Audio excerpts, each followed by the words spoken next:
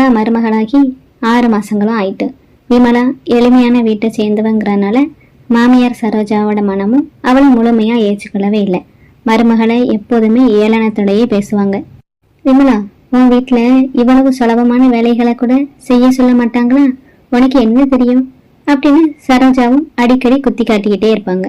விமலா பொறுமையோடனும் அமைதியோடனும் எல்லாத்தையும் ஏற்றுக்கொள்வான். அந்த நாள் மாலையில வானம் இருண்டு மழையும் தூர தொடங்குச்சு. சரோஜா தன்னோட 2 முக்கியமான தோழிகளை சிற்றுண்டிக்கு அழைச்சிருந்தாங்க. விமலா, இன்னைக்கு சாயங்காலம் டிஃபனுக்கு ஏதாட்டி புதுசா விசேஷமா செய்யி. என்னோட தோழிக பெரிய இடத்துல உள்ளவங்க, அவங்கள்ட்ட உன்னோட கறி போன சமையல் பேரெல்லாம் வாங்கி தர வேண்டாம்.